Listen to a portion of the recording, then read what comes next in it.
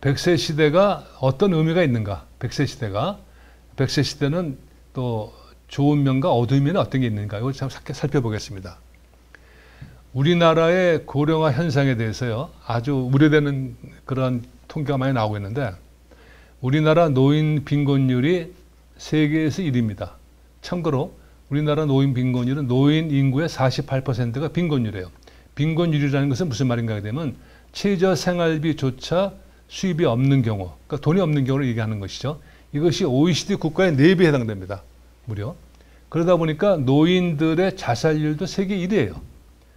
통계로는 10만 명당 뭐 18명, 20명 얘기하는데 실제는 더 클 거라고 보고 있는 것이죠. 왜 이런 현상이 벌어질까?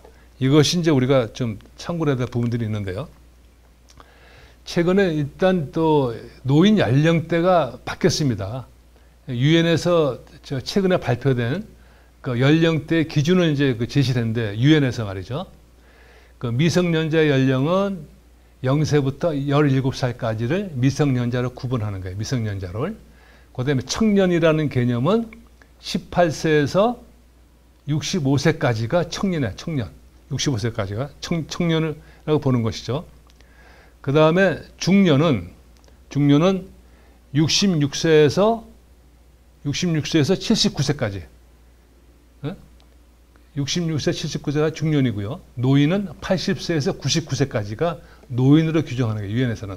그리고 100세 이상은 장수 노인, 이렇게 얘기하는 것이죠. 최근 우리나라도요, 현재 우리나라도 노인의 그 연령이 65세로 되어 있지 않습니까?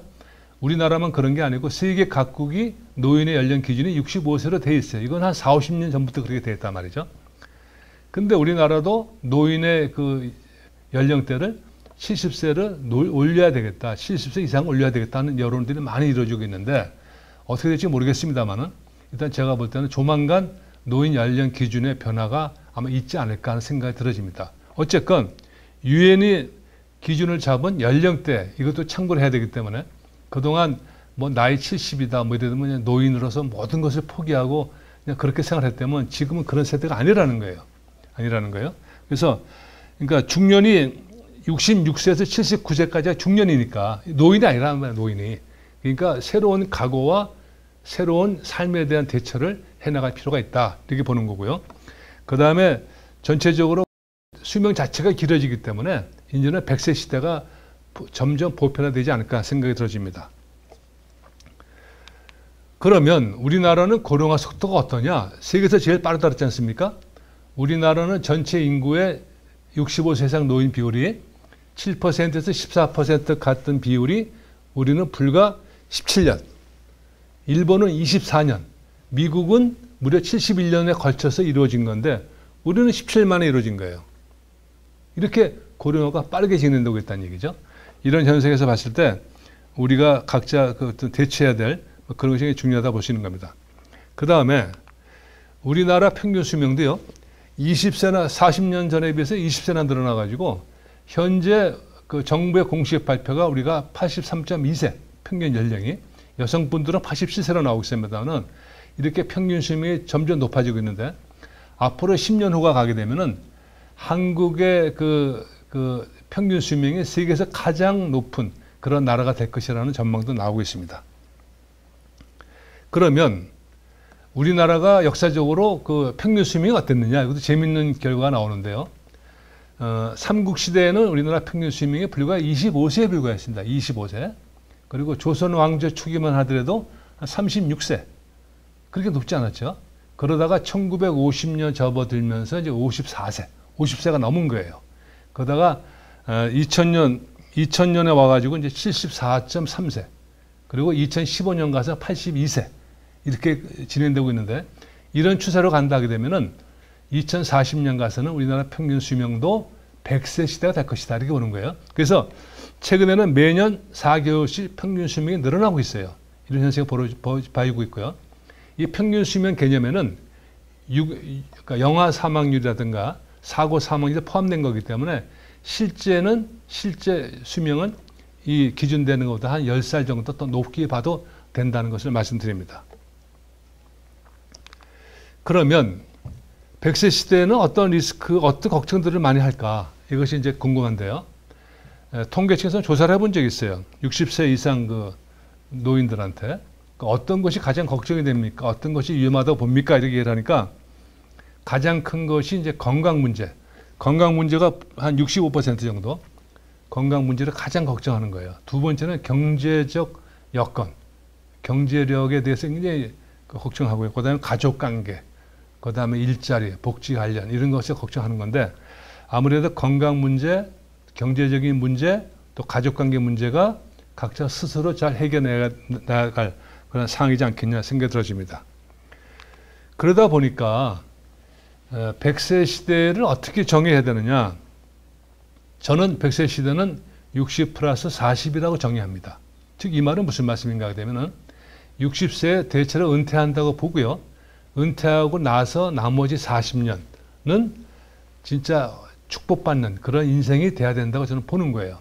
근데 현실은 어떠냐? 우리나라 현실은 축복받는 현실이 안 되고 있어요. 아까 말씀드린 것처럼 노인 빈곤율 또 노인 자살률이 세계 1위라는 것은 그런 불매를 안고 있는 것이죠. 그래서 결국 어떻게 되느냐.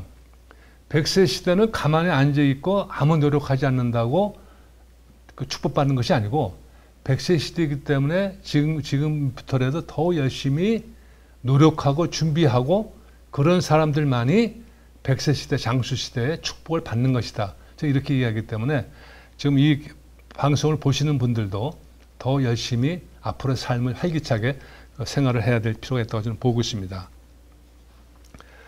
자, 그러면 우리보다 먼저 초고령화 사회가 된 일본의 경우를 한번 들여다보죠. 일본은 100세 인구가 크게 늘어나고 있습니다. 100세 인구가. 어떻게 늘어나고 하게 되면은 최근에 제가 자료를 보니까 일본은 매년 한 9천 명에서 한 10,000명 정도의 100세 시대가 100세 연령이 늘어나고 있다는 거예요. 100세 되는 노인네들이 많다는 거죠. 그런 걸로 보면은 앞으로 일본은 매년 10,000명 내지 20,000명 가량 매년 100세의 그 노인들이 등장한다는 얘기고요.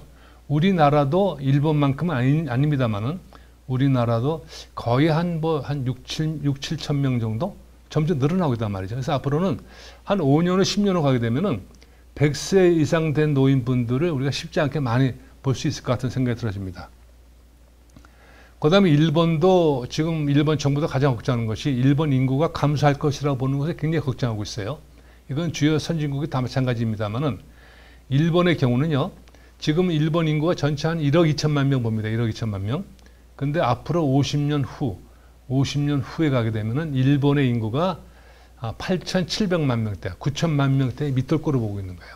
그러니까 일본 정부나 일본 국민들이 굉장히 걱정하고 우려하고 있는 거예요. 근데 우리는 일본보다도 합계 출산율이 낮으니까 우리는 더 큰 문제가 야기될 수 있을 것이라고 보는 것이죠. 그 다음에 일본은요, 매년 고독사로 발생되는 건수가 32,000명 정도, 32,000명 정도 고독사가 발생되는데, 일본의 고독사는 주로 60대 이상 연령층이 고독사로 많이 나타나요. 통계를 보게 되면은. 근데 여기서 엿볼 수 있는 게 뭔가 하면 우리나라는 어떠냐?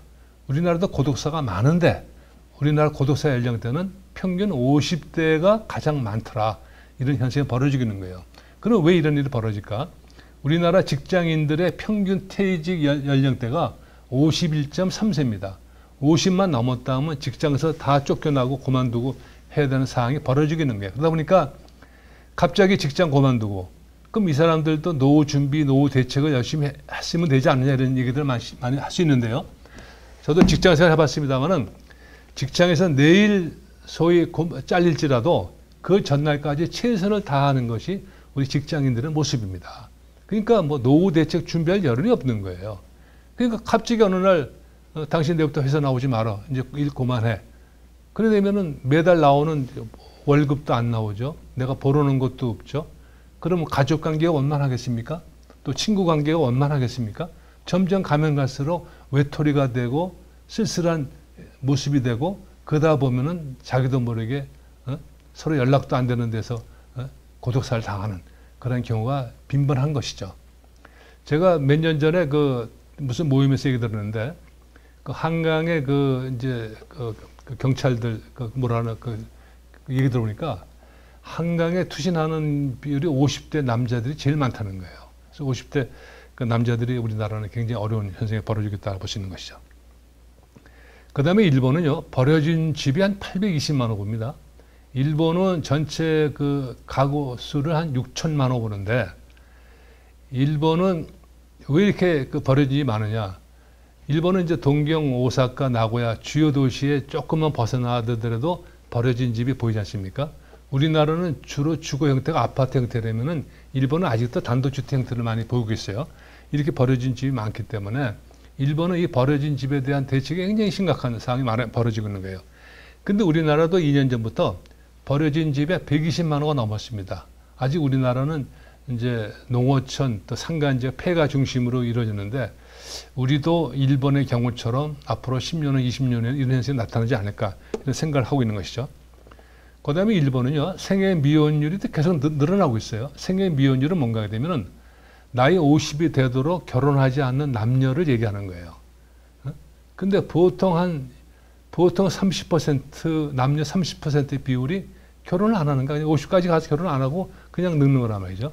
이런 생애 미혼율이 늘어나고 있는데, 그다가 일본도 출산율이 비상에 걸렸던 거고요. 우리나라는 더 심각하죠. 우리나라도 생애 미혼율이 계속 늘어나고 결혼 연령대가 높아지고 그다음에 출산할 수 있는 기회가 적어지고 하다 보니까 인구가 줄어드는 그런 현상을 보이고 있습니다.